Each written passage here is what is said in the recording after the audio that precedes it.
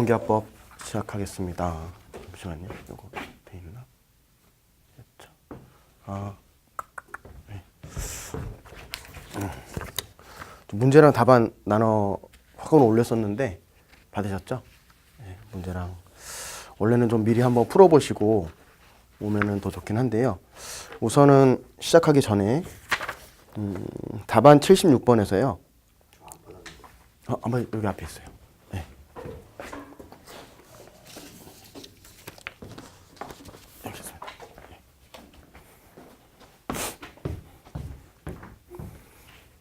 문제 76번에서 답은 1번이 아니라 2번, 3번, 4번으로 수정하시고요. 그 다음에 83번은 풀이는 맞는데 풀이에 대한 답이 4번이에요. 1번이 아니라. 그렇게 먼저 정오부터 하고 시작하겠습니다. 저희 계약법 5주로 구성이 되어 있는데요. 뭐 실전 시험처럼 뭐 40문제씩 내고 이렇게 하지는 않을 거고요. 최대한 많은 문제를 만들어서 풀어볼 생각입니다. 5주 동안. 기본 이론은 들으셨다면 이제는 기본 이론 플러스 문제, 그리고 제가 생각할 때 올해는 판례 위주로 많이 나올 거거든요. 그래서 판례는 지금 제가 계속 업데이트를 해가지고 준비하고 있는데 한 4주차, 5주차 때 아마 판례 위주로만 몰아서 갈 겁니다. 그러면 여러분들은 제가 생각하고 있는 이 큰 어떤 골격은 우선 법조문에 대해서 아시고, 그 다음에 이론적인 부분에 대해서 접근을 하고 문제로, 그 다음에 맨 마지막에 이제 판례를 통해서 이제 그 기존에 봤던 것들을 한 번 더 다져보는 그런 시간을 가질 거고요. 기본적으로 시험이 계약법 문제가 진짜 어렵게 나오면 정말 어렵게 나올 수 있어요.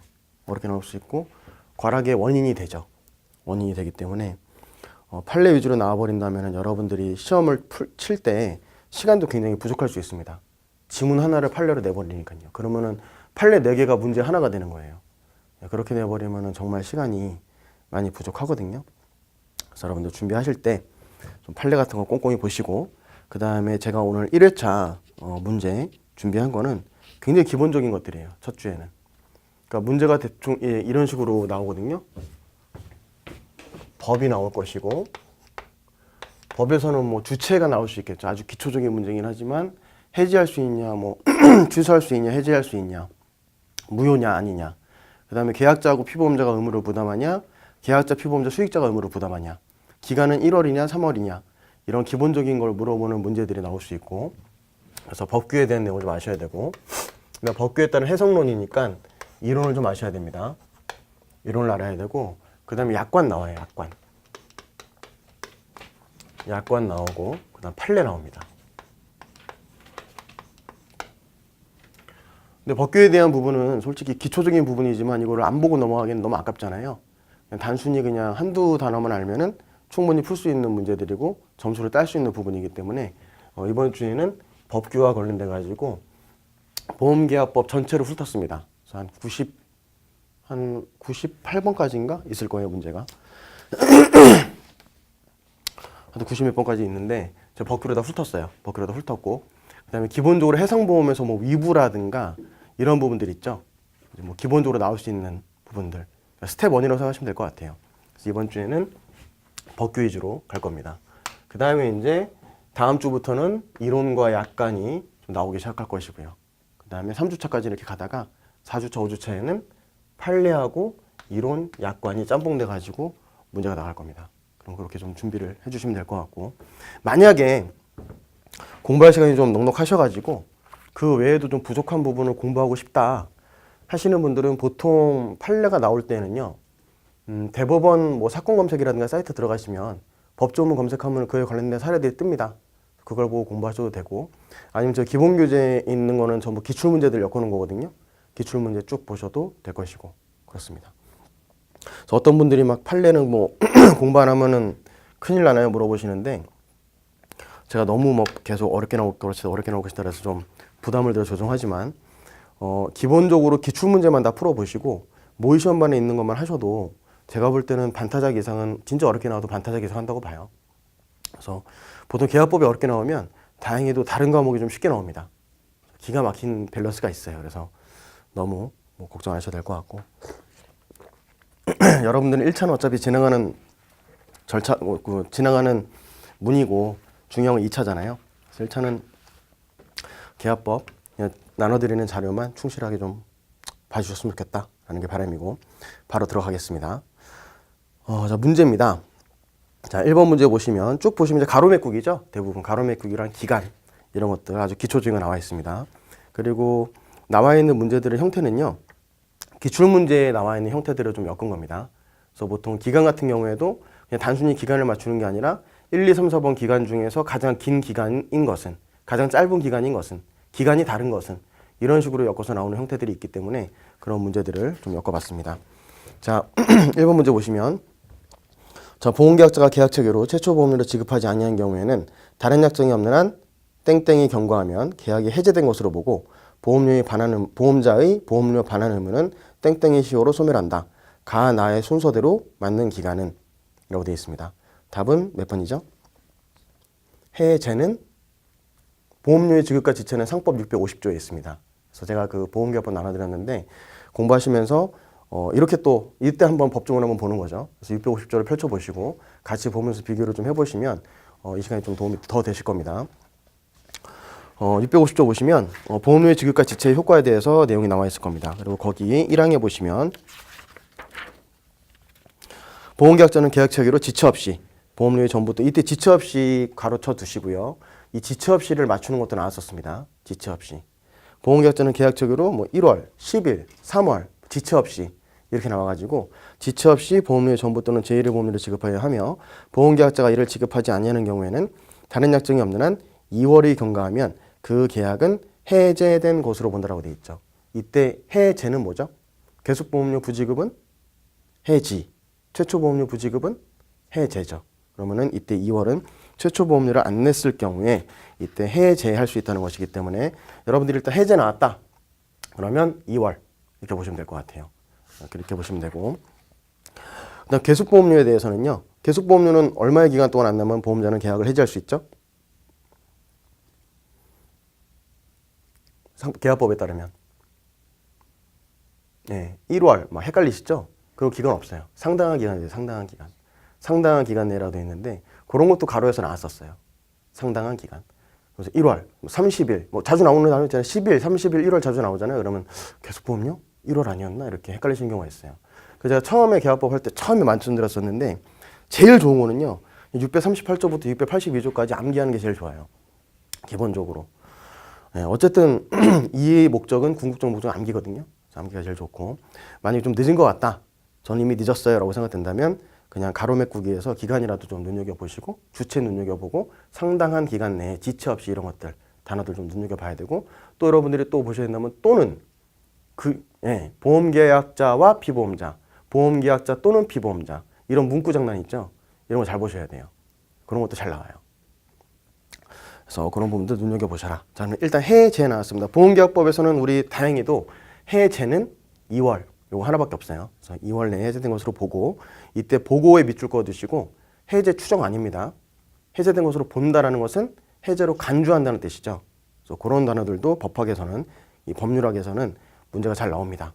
그리고 이런 정도의 문제가 나오는 거는 아주 초급 중에 초급적인 문제를 그냥 점수로 주기 위해서 낸다 이렇게 생각하시면 돼요. 이 정도 수준이면.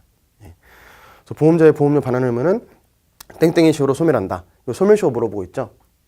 여러분들 법에 있는 조문뿐만 아니라 그냥 기본적으로 소멸시효는 계약자 주머니에 돈이 들어오느냐, 계약자 주머니에 돈이 나가냐 이거 가지고 기간이 달라지는 거거든요.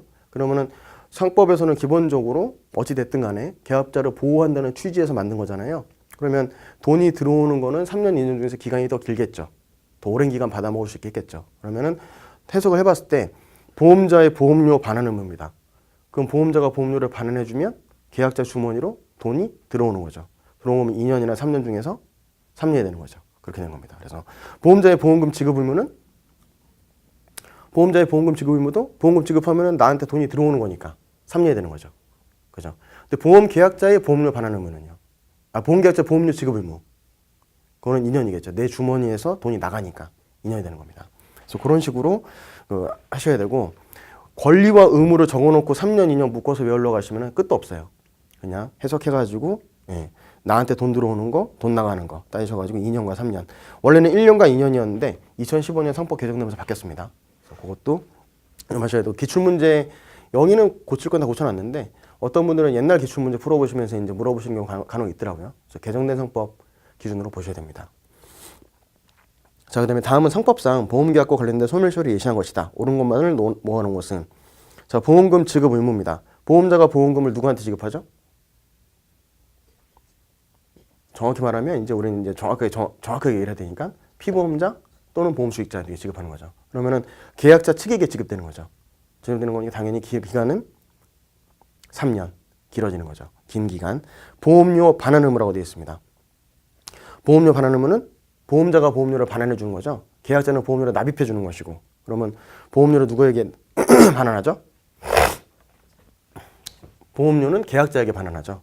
통상적으로 우리 삼보험에서야 뭐 만기환급금은 보험금이니까 수익자에게 지급하고, 뭐 화재환급금은 계약자에게 준다고 했지만은 상법에서 말하는 보험료 반환 의무에서는 계약자에게 지급하는 걸로 이해를 하셔야 되고요. 물론 인보험에 넘어가면은 별도의 규정이 있습니다. 인보험 쪽에서는. 그러면 보험료 반환 의무는 계약자 측에게 돈이 들어오는 거니까 3년. 보험료 지급 의무는요, 내가 내 주머니에 돈 나가는, 고객 입장에 돈 나가는 거죠. 2년이 되는 거죠. 그러면 답은 뭡니까? 4번 기억, 니은, 디귿 다 있는 거죠. 그 다음에 문제 푸실 때요, 혹시 안 풀어보셨으면 연습장 같은 데다가 답을 한번 같이 풀어보시고 집에 가서 이 문제지에다 한 번 더 풀어보시는 걸 권합니다. 한 2번 정도는 풀어봐야 이게 좀 정리가 돼요. 네. 보통 저 같은 경우도 객관식 공부할 때는 교재에 놓고 연습장에다 답을 한번 적고 한번 풀어보고, 그 다음에 또 한번 연습장 적고 풀어보고, 한 3번은 풀어보거든요. 3번은 풀어봐야 좀 감이 잡히니까. 그다음에 3번 보시면, 보험자가 파산 선고를 받으면 보험계약자는 계약을 해지할 수 있고, 파산 선고 후 땡땡을 경과할 때까지 해지하지 아니하면 계약은 그 효력을 잃는다 되어 있습니다. 땡땡이 맞는 것은, 네, 파산 선고 후 3월입니다. 3월이면 몇 조에 있죠? 654. 654조 보시면, 자, 보험자의 파산 선고와 계약 해지라고 되어 있는데요. 자, 보험자가 파산의 선고를 받은 때에는 보험계약자는 계약을 해지할 수 있다.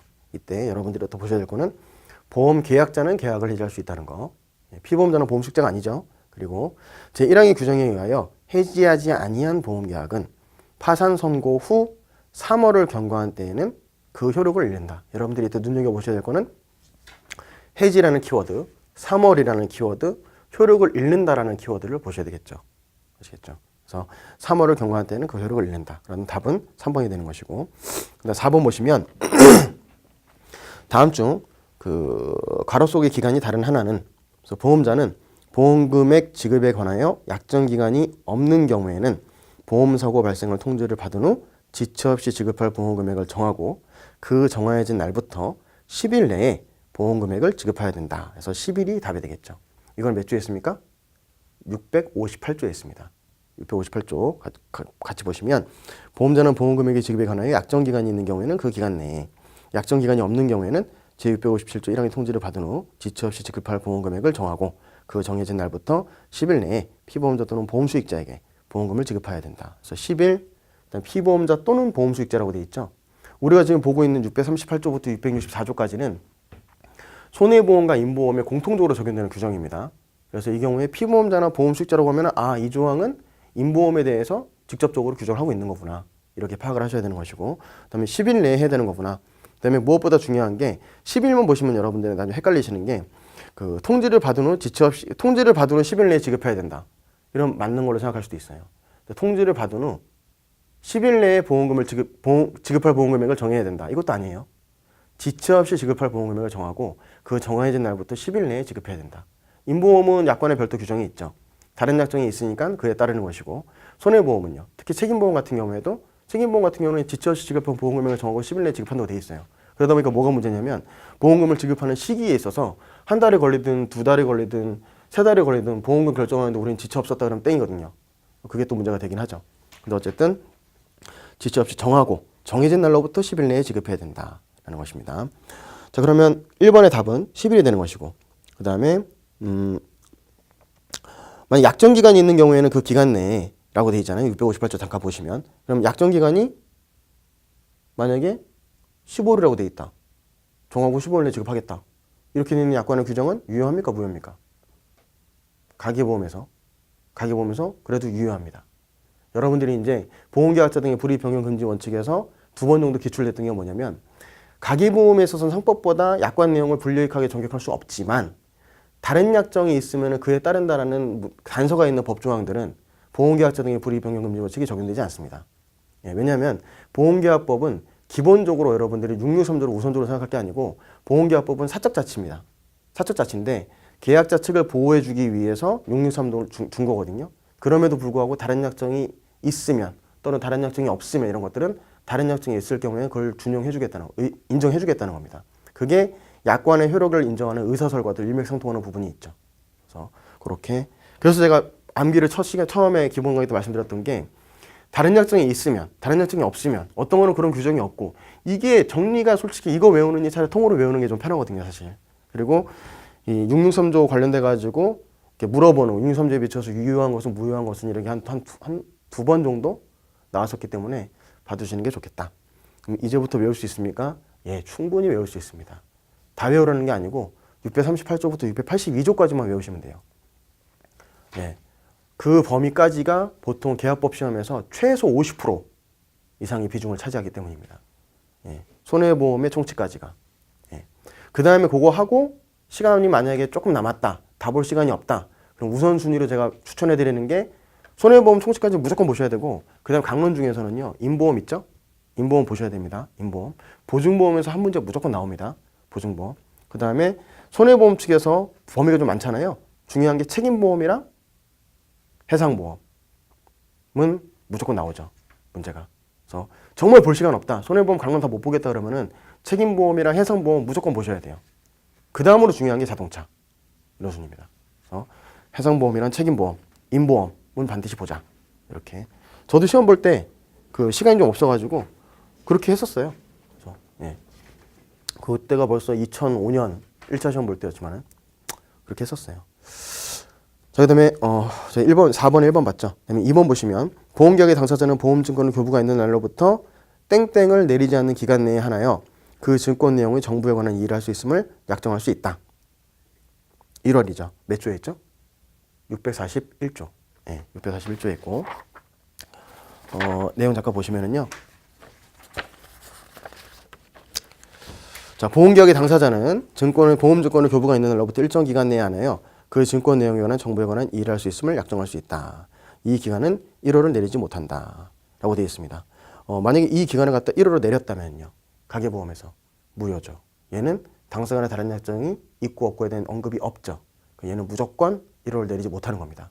그렇게 해석이 되는 겁니다. 자, 그러면 이것도 기간이 1월이죠. 근데 1월이랑 30일도 여러분 구분하셔야 돼요. 계약법에서는. 그것도 답이 다 다릅니다. 예. 그래서 2번의 답은 1월이고 그럼 1번이 10일이고 2번이 1월이니까 실제 문제에서는 3번을 통해 가지고 답이 갈리겠죠? 네. 자, 자동차 보험자가 자동차 양수인으로부터 양수 사실을 통지받은 때에는 지체 없이 납부로 통지해야 되고 통지받은 날로부터 땡땡 내에 납부의 통지가 없을 때에는 승낙한 것으로 본다. 이게 승낙 의제에 대한 규정이잖아요, 지금. 네. 승낙 의제에 대한 규정이 일반 보험 계약에서는 30일이라고 되어 있죠. 승낙 의제에 대한 게 30일이라고 되어 있습니다. 그래서 1월에 30 구분하셔야 되는데 자동차 보험은 10일이라고 돼요. 10일. 자동차 보험 10일이에요. 예. 달라요. 그래서 이제 저 문제는 이게 726조의 4 보시면은요. 같이 한번 보고 넘어가겠습니다.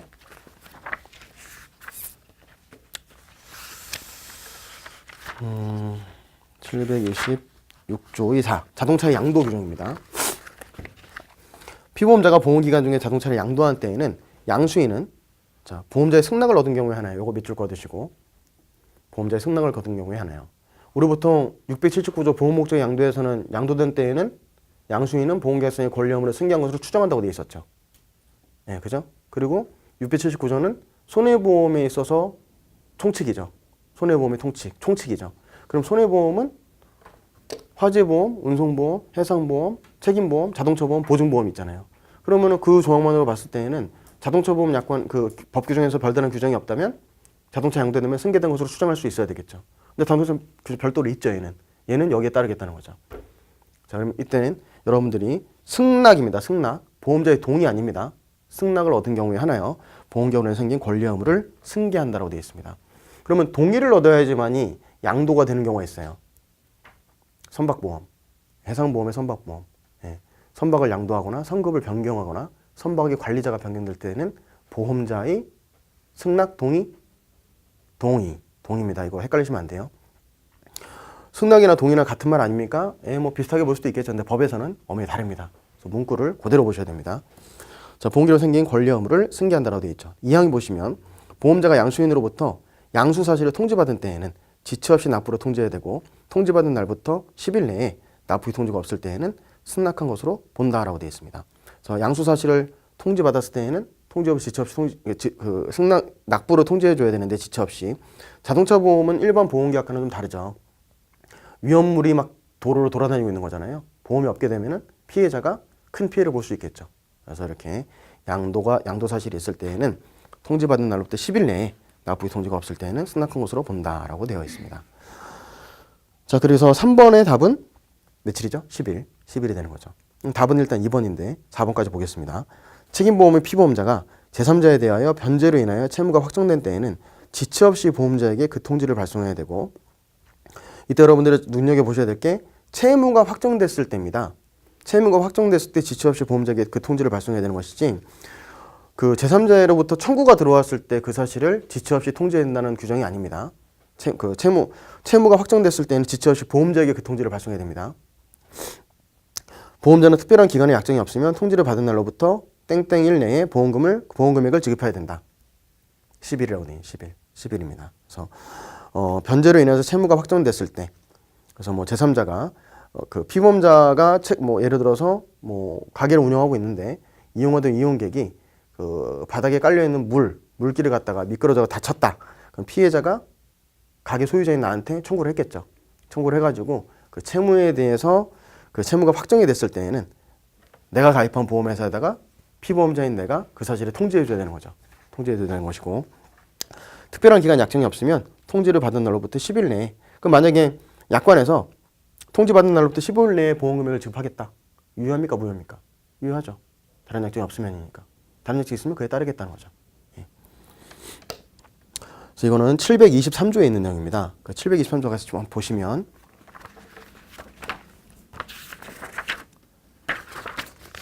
이 조항이 자주 나옵니다. 시험에서. 책임보험 중에서도 자주, 직접 청구권은 자주 나왔었는데 이제 뭐 소멸시효 변경되면서 중요도가 좀 떨어졌다고 볼 수 있고요. 법적 성질 때문에 723조는 좀 자주 나옵니다. 요거 책임보험도 자주 나오는 게 뭐가 있냐면 방어비용 자주 나오죠. 방어비용. 손해방지 경감비용이랑 비교해가지고. 예. 자, 723조 보시면 피보험자의 변제 등의 통지와 보험금액의 지급이라고 되어 있습니다. 그래서 피보험자가 제3자에 대하여 변제, 승인, 화해 또는 재판으로 인하여 채무가 확정된 때에는 지체 없이 보험자에게 그 통지를 발송해야 된다. 이 항에 보시면 보험자는 특별한 기간에 약정이 없으면 전항의 통지를 받은 날로부터 10일 내에 보험금액을 지급해야 된다. 사망이 좀 중요한데, 피보험자가 보험자의 동의 없이 제3자에 대하여 변제, 승인 또는 화해를 한 경우에는 보험자가 그 책임을 면하게 되는 합의가 있는 때에도 그 행위가 현저하게 부당한 것이 아니면 보험자는 보상할 책임을 면하지 못한다라고 되어 있습니다. 이건 뭐냐면 식당을 운영하는데 예를 들어서 가다가 뭐 종업원이 오뎅 국물을 흘려가지고 화상을 입었다고 치죠. 이용객이. 그래서 고객이 청구를 했어요. 청구했는데 일반적으로 뭐 병원 가가지고 화상 치료 받으면 50만 원이면 될 걸 갖다가 강남에 뭐 성형외과 가가지고 60만 원, 70만 원짜리를 끊어온 다음에 달라고 청구를 했어요. 청구를 했는데 식당 주인 입장에서는 이미지도 있고 하니까 줬단 말이에요. 그럼 이건 이 50만 원이면 통상 처리되는 건데 70만 원을 줬을 때 그게 현저하게 부당한 것이 아니면 보험자는 이를 이유로 50만 원만 주겠다고 대항하지 못한다는 겁니다. 아시겠죠? 그건 아무래도 그 피보험자가 보험에 대한 전문의는 아니기 때문에 그렇게 보고 있습니다. 그럼 4번의 답은 10일입니다. 5번에 보시면 또 이제 가로 안의 기간이 다른 하나는 이라고 되어 있습니다. 자, 보험자는 보험금액의 지급에 관하여 약정 기간이 없는 경우에는 보험사고 발생의 통지를 받은 후 지체 없이 지급할 보험금을 정하고 그 정해진 날로부터 며칠? 우리 658점 봤었죠? 10일입니다. 10일. 그래서 아마 보다 보면은 문제가 좀 중복되는 경우가 있을 거예요. 일부러 좀 중복해서 넣었습니다. 예. 계약법 외우기 싫어하시는 분들이 있을 것 같아가지고 문제 풀면서 좀 하시라고. 네, 저는 다 이해해요. 네. 자, 2항에 보시면 2번 보시면 보험자가 보험계약자로부터 보험계약의 청약과 함께 보험료 상대에게 전부 또는 일부 이익을 받는 때에는 다른 약정이 없으면 땡땡일 내에 그 상대방에 대하여 납부의 통지를 발송해야 된다. 만약 자동차 양도였다면 10일이죠. 근데 이거는 뭐죠? 지금 자동차 양도가 아니라 일반적인 보험계약의 청약과 관련돼 가지고 그 승낙, 납부의 통지를 발송해야 되는 기간을 의미하는 것이죠. 며칠? 30일이죠. 1월 아닙니다. 30일입니다. 그러면 일단 1번과 2번이 기간이 다르죠. 3번에서 답이 갈릴 것 같은데. 자, 책임보험의 피보험자가 제3자에 대하여 변제, 승인, 화해 또는 재판으로 인하여 자, 제가 채무가 확정된 때에는 중요하다 그랬죠? 채무가 확정된 때에는 지체 없이 보험자에게 그 통지를 발송해야 되고 채무가 확정된 때에는 10일 내에 보험자에게 그 통지를 발송해야 되고 이거 아니죠? 지체 없이입니다. 지체 없이 통지만. 채무 확정되면은 지체 없이. 그 지체 없이가 본인의 책임 없는 사유로 늦춤이 없이기 때문에 만약 이런 경우가 있겠죠. 내 식당 주인이에요. 사고가 발생했는데 내가 마저 해외에 나가 있었어요. 해외에 나와 있어가지고 몰랐어요. 그리고 갔다가 20일 만에 들어와가지고 그 사실을 알게 됐어요. 알자마자 그 다음날 통지했다? 20일 지났을 때 이거는 지체 없이 한 거죠. 근데 제가 그냥 식당에 앉아 있었어요. 카운터 보고 있었는데 알려야지 하면서 그냥 미적대다가 20일에다가 알렸어요. 그러면 이거는 지체 없이라고 볼 수가 없겠죠. 그 차이가 있기 때문에 지체 없이라는 문구도 중요합니다. 보험자에게 그 통지를 발송해야 되고 보험자는 특별한 기간에 약정이 없으면 통지를 받은 날로부터 10일 내에 보험금액을 지급해야 된다. 맞습니다. 답은 일단 2번인데 4번 보시죠. 자, 자동차 보험의 보험자가 양수인으로부터 자동차 양수 사실을 통지받은 때에는 지체 없이 납부를 통지해야 되고 지체 없이 납부를 통지한다고 되어 있죠. 통지는 통지를 받은 날로부터 땡땡일 내에 납부의 통지가 없을 때에는 승낙한 것으로 본다. 뭐였죠? 10일 되어 있죠. 그럼 4번하고 5번이 좀 중복이 되죠. 이렇게 하면서 여러분들이 공부를 하는 겁니다. 그리고 답만 맞췄다고 좋아할 게 아니라 괄호는 다른 데서도 들어갈 수 있잖아요. 지체 없이를 비울 수도 있죠. 그러면 여러분 보는 김에 키워드를 갖다가 잘 눈여겨보셔야 돼요. 자, 6번에 땡땡이 기간이 가장 긴 것은 이라고 되어 있습니다. 이번엔 다른 것이 아니라 가장 긴 거. 자, 그러면 보험계약자가 보험의 목적에 관한 위험 증가 통지 의무를 게을리했을 때에는 보험자는 그 사실 안 날로부터 땡땡 내에 하나여 계약을 해지할 수 있다. 며칠? 30일? 1월? 10일? 1월 내에 하나여 계약을 해지할 수 있다. 상법 652조에 있습니다. 같이 한번 보시면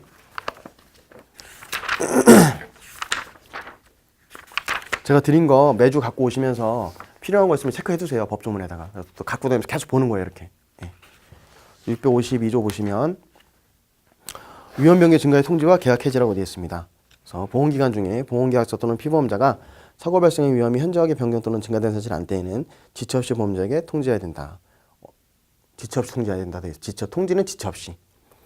이를 해지한 때는 보험자는 그 사실을 안 날로부터 1월 내에 하나여 계약을 해제, 해지, 무효, 취소 중에서 해지할 수 있다.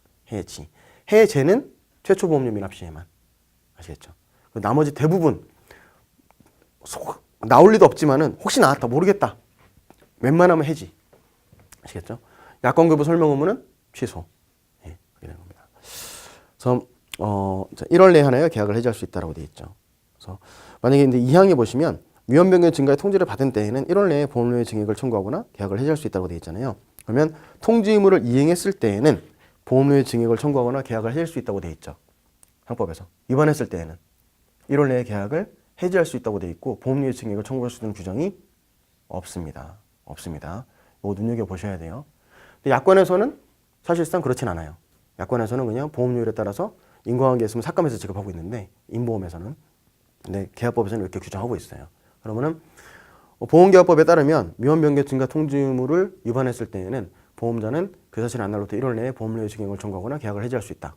틀렸죠. 네. 계약을 해지할 수 있다고 돼 있지 보험료의 증액을 청구할 수 있다고는 안 돼 있죠. 위반했을 때. 예, 이행을 했다면 보험료의 증액을 청구하거나 계약을 해지할 수 있다. 이렇게 돼 있죠. 예, 짜증나시죠? 저도 652조, 653조 외울 때 엄청 짜증났었어요. 헷갈려가지고. 근데 653조는 본 김에 이어서 보시면 보험계약자의 고의나 중과실리나 위험 증거와 계약 해지라고 해가지고 이걸 위험 유지 의무라고 하죠. 위험 유지 의무. 652조는 뭐죠?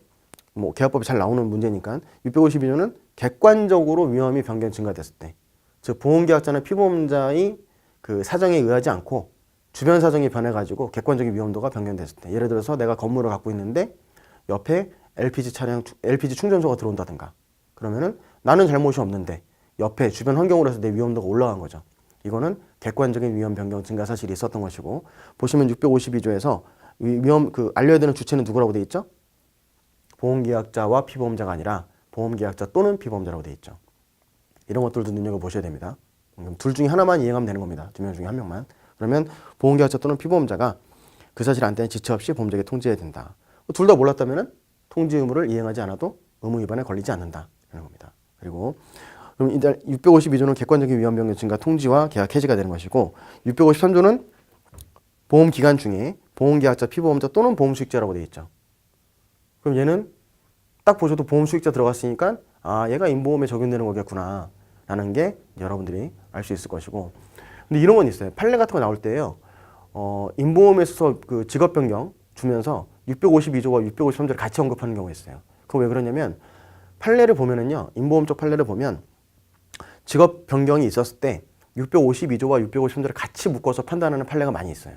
사실상 정확하게 구분하고 있는 것 같진 않아요. 판례를 보고 있으면. 왜냐하면 여러분들이 판례 보실 때 판례 내용에서 관련 조문들이 뜨거든요. 관련 조문에 항상 652조, 653조 같이 묶여 있는 경우가 많아요. 그래서 거기에 대해서는 여러분들이 명확하게까지 구분하실 필요는 없는데 이론적으로는 653조가 분명히 임보험에 있어서 위험 유지 의무를 얘기하는 것이고 이때는 그 계약자 또는 피보험자나 보험수익자의 공이나 중과실로 인해서 위험이 현저하게 변경 또는 증가됐을 때 이때 해당이 되는 것이다. 근데 그렇다고 해서 653조가 임보험에서만 적용되느냐? 그건 아니죠. 보험계약자, 피보험자도 손해보험에서도 해당이 되니까 이런 경우가 있을 수 있겠죠. 똑같이 건물이 있는데 나는 잘못 없는데 옆에서 LPG가 들어왔다? 652조. 근데 건물이 있는데 거기에 대해 스프링클러가 있었어요. 있었는데 내가 그냥 다 치워버렸어요. 소유자인 내가. 그럼 내가 고의 또는 중과실로 치웠으니까 위험유지의무 위반이 되는 것이죠. 또는 임보험에서 나는 처음에 가입했을 때는 학생이었는데 건설 현장적으로 바꿨어요. 예, 일이 힘들어 직장이 없어가지고 그럼 이것도 역시 653조 위반이 되는 거죠.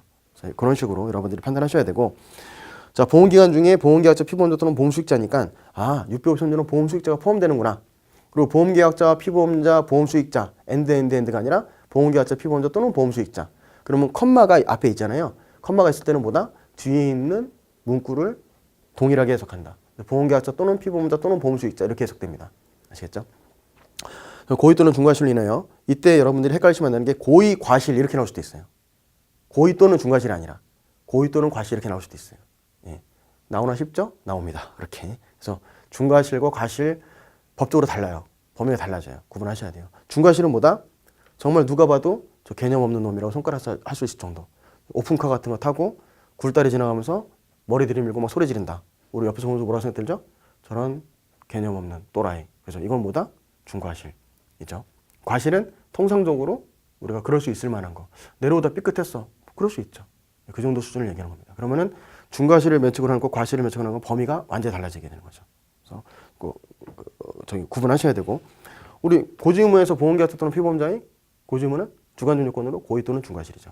과실이 아니죠. 이것도 마찬가지. 입법 손자도 마찬가지입니다. 고의 또는 중과실은 사과 발생의 위험이 현저하게 변경 또는 증가된 때에는 보험자는 그 사실 안 날로부터 1월 내에 보험료의 증액을 청구하거나 계약을 해지할 수 있다. 자 그러면 제가 한번 OX를 내볼게요. 객관적 위험 변경 증가 통지 의무와 주관적 위험 변경 증가 통지 의무는 보험계약자와 피보험자에게 공통적으로 통지 의무를 부과하고 있다.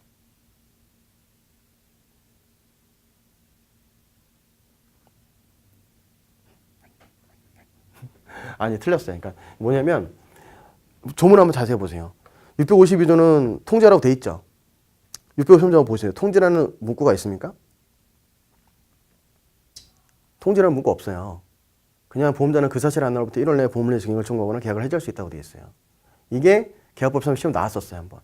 예. 위험유지의무에서는 통지 의무를 부과하고 있다. 땡. 틀렸죠. 예. 통지 의무 없습니다. 보험자는 그 사실 안 날로부터 1월 내에 보험료 증액을 청구하는 그러면 약관에서는 통지라고 돼 있잖아요. 그 제가 말씀드렸죠.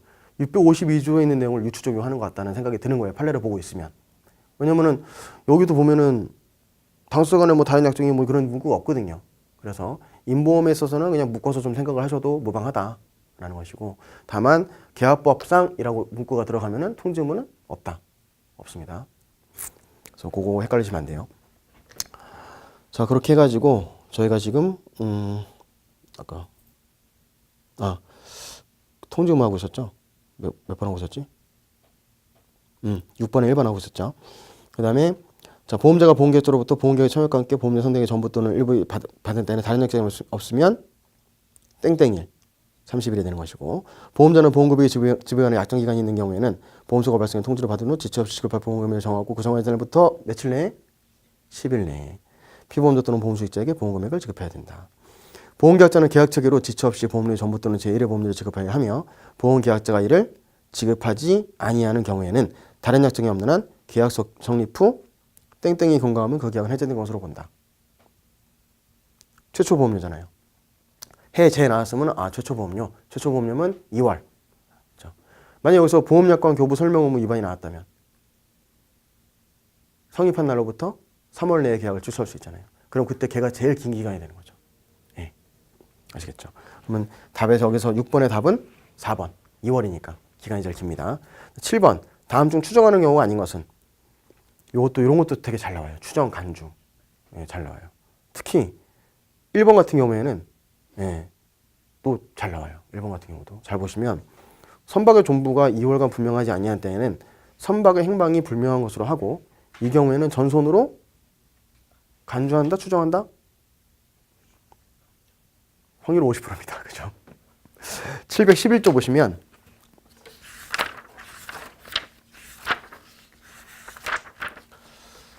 추정이라고 행방이 불명한 것으로 1항에서는 행방이 불명한 것으로 한다라고 되어 있죠.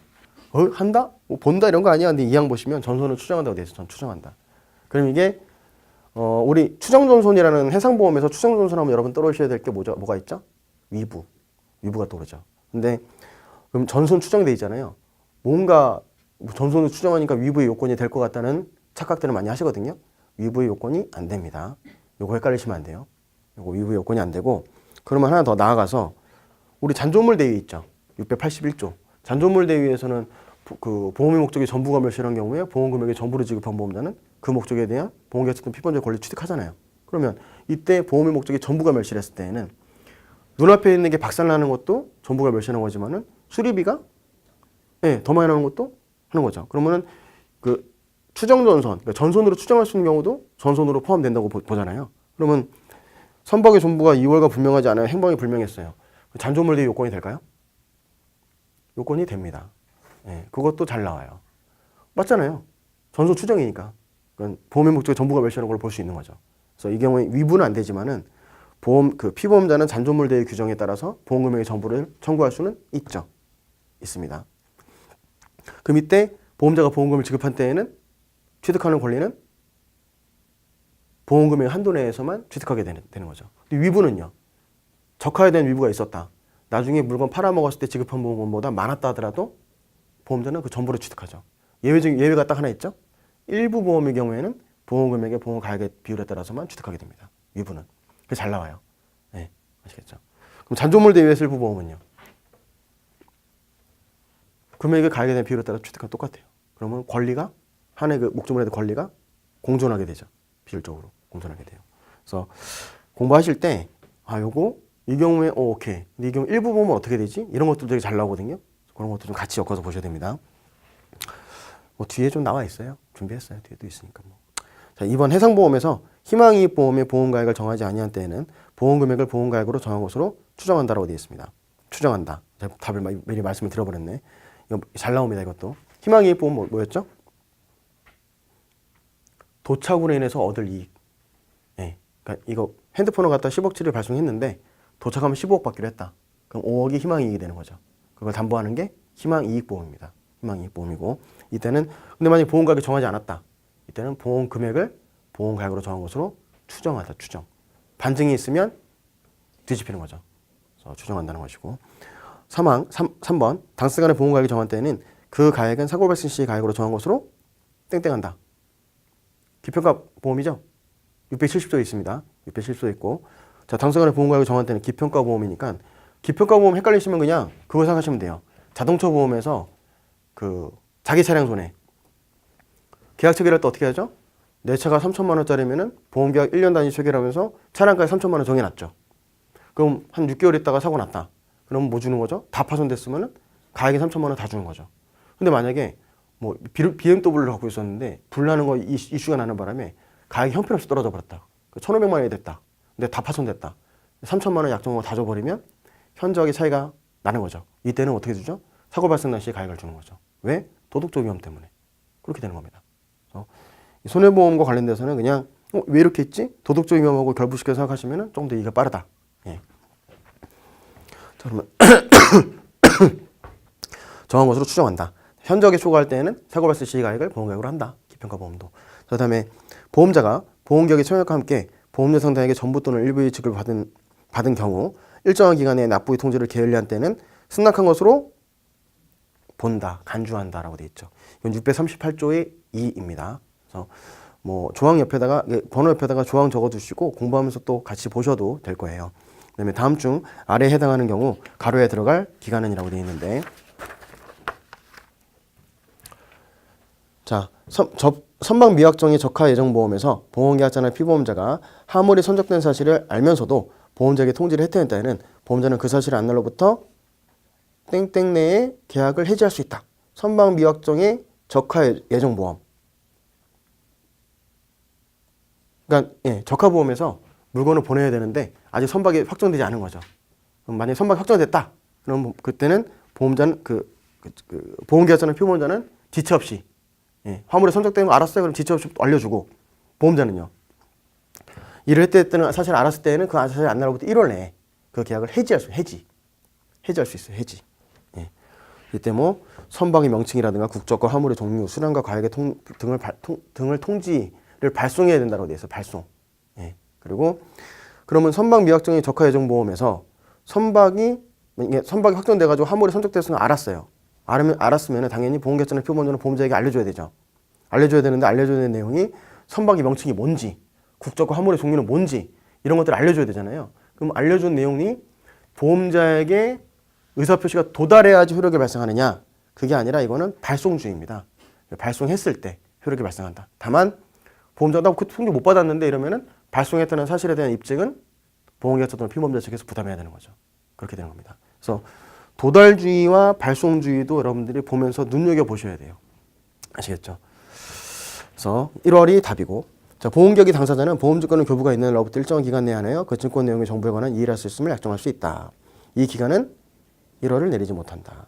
641조에 있는 증권에 관한 이해약관의 효력. 기획항은 704조에 있는 선박 미확정의 적하예정보험. 그 다음에 디귿항 보시면 보험계약 당시에 보험계약자 또는 피보험자가 고의 또는 중과실로 인하여 중요한 사항을 고지하지 않거나 부실을 고지한 때는, 이거 뭘 얘기하는 거죠? 고지의무 위반. 보험자는 그 사실 안 날로부터 1월 내에 계약을 해지할 수 있다. 그러면 기획도 1월, 니은도 1월, 디귿도 1월. 리을항 보시면 보험기간 중에 보험계약자 또는 피보험자가 사고 발생의 위험이 현저하게 변경 또는 증가된 사실이 안 때에는, 이거는 뭐죠? 보험 수익자가 안 나와 있으니까, 고의나 중과실에 대한 내용도 없으니까 이거는 객관적 위험 변경 증가 통지 의무를 얘기하는 것이죠. 이럴 때에는 지체 없이 보험자에게 통지해야 되는데, 이를 해태한 때는 보험자는 그 사실 안 날로부터 땡땡 내에 1월 내에 하나여 계약을 해지할 수 있다. 미음항 보시면 보험기간 중에 보험계약자, 피보험자 또는 보험수익자의 고의 또는 중과실로 인하여 사고 발생의 위험이 현저하게 변경 또는 증가된 때에는 보험자는 그 사실을 안 날로부터 땡땡 내에 보험료의 증액을 청구하거나 계약을 해지할 수 있는데, 이거는 뭐죠? 주관적 위험 변경 증가 통지 의무, 위험 유지 의무 얘기하는 것이죠. 653조 역시 1월입니다. 공통적으로 들어갈 내용은 1월이 되는 거죠. 사실 이건 되게 너무 쉽죠. 이 중에 하나만 알면 답이 나오는 거잖아요. 네, 이런 문제는 나오지는 않는다. 다만 이제 제가 문제를 만들면서 목적이 뭐였냐면, 여러분들이 문제를 풀면서 자연스럽게 이 기간을 좀 습득할 수 있었으면 하는 바람이 있었어요.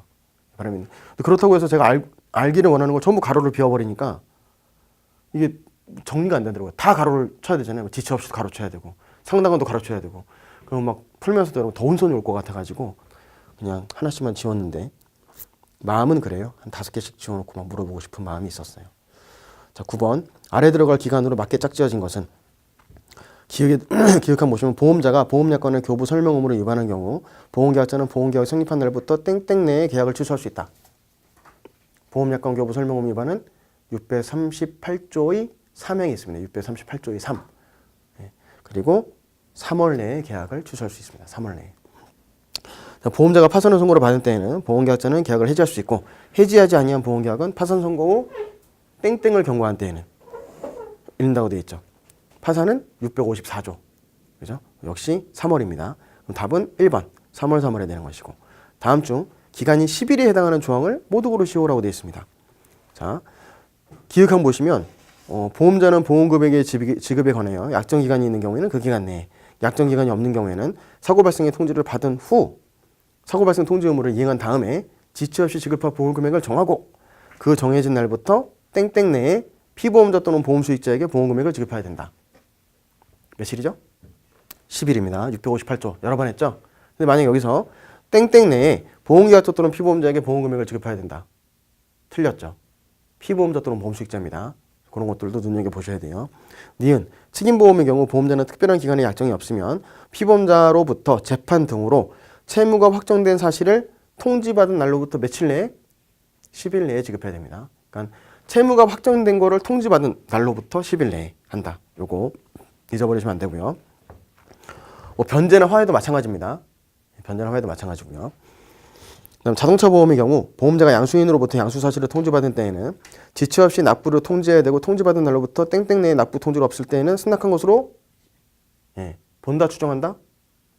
본다라는 겁니다. 10일이 맞는 것이고 그다음에 리을항 보시면 보험자가 보험계약자로부터 보험계약의 청약과 함께 보험료 상당액의 전부 또는 일부의 지급을 받는 때에는 다른 약정이 없으면 땡땡 내에 그 상대방에 대하여 납부의 통지를 발송해야 된다. 이거는 뭐죠? 30일이죠. 1월과 30일은 다르다.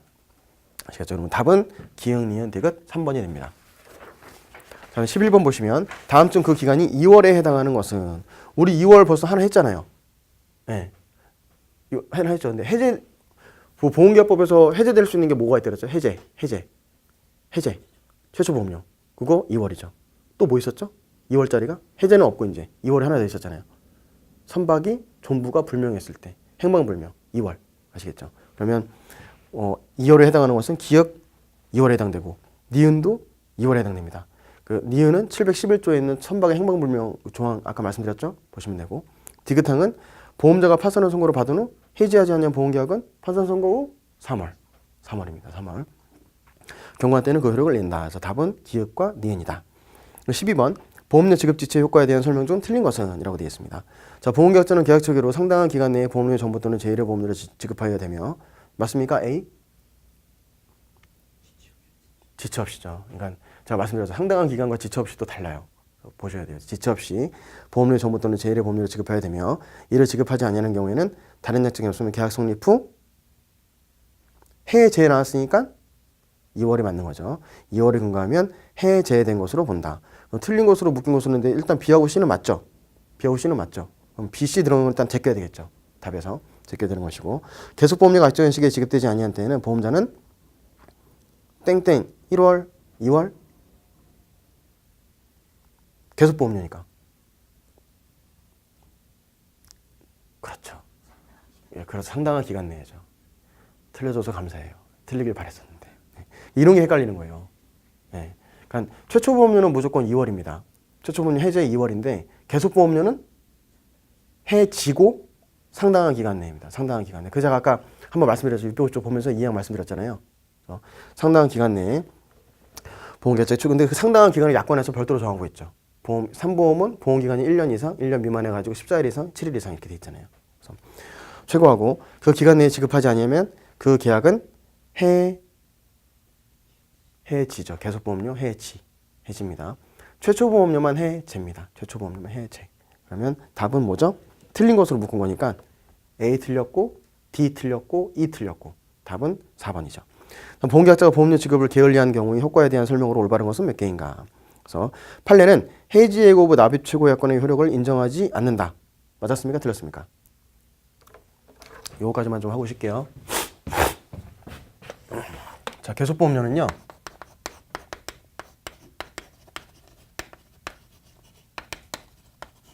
해지할 수 있는데 보험자는 상당한 기간을 정하여 보험계약자에게 최고하고 그 기간 내에 지급하지 아니했을 때는 계약을 해지할 수 있잖아요. 그럼 보험자는 먼저